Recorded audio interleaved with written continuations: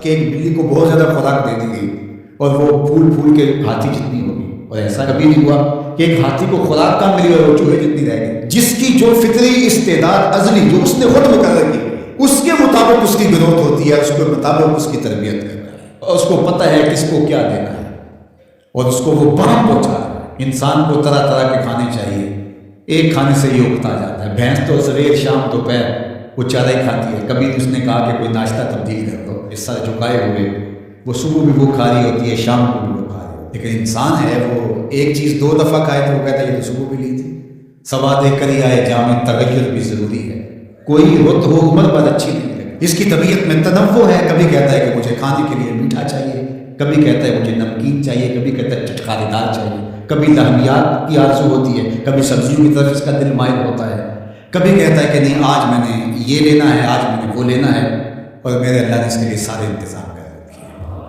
اللہ اکبر۔ اور جس کو ایک چاہیے اس کو ایک ہی دے رہا ہے، اور جس کو جتنا چاہیے اس کو اتنا دے رہا ہے۔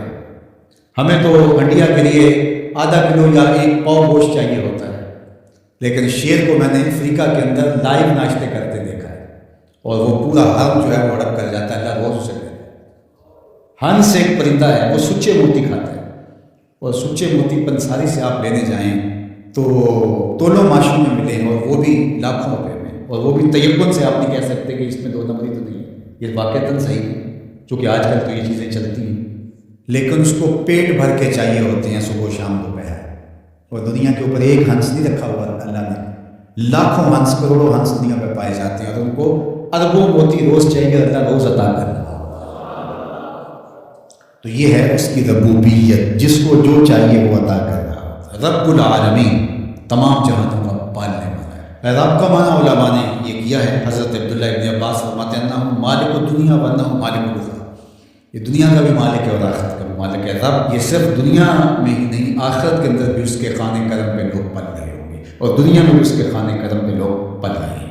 اب عالم کیا ہے؟ ما سوی اللہ کو عالم کہتے ہیں۔ علماء نے اس پر بہت کچھ لکھا، لیکن حضرت وہب بن منبہ رضی اللہ تعالیٰ عنہ فرماتے ہیں کہ 18,000 عالم ہیں، ان میں سے ایک عالم یہ عالم دنیا ہے۔ بہت ساری چیزیں ہیں، ہماری انسان کی پہنچ ہی وہاں تک نہیں ہے۔ وما یعلم جنود ربک الا هو، اللہ کے لشکروں کو کون جانے؟ اللہ کو، وہی جانتا ہے اس نے کیا کیا پیدا کیا۔ انسانی مرغ عقل تھک کے گر جاتا ہے۔ اللہ اکبر۔ تو کہا رب العالمین، تمام جہانوں کا پالنے والا۔ اچھا، یہاں رب المسلمین نہیں کہا گیا، رب المطیعین نہیں کہا گیا، رب المتقین نہیں کہا گیا، صرف نیکوکاروں کا، اچھے لوگوں کا رب ہو۔ جو نہیں مانتے ان کا بھی رب ہے، جو انکار کرتے ہیں ان کا بھی رب ہے۔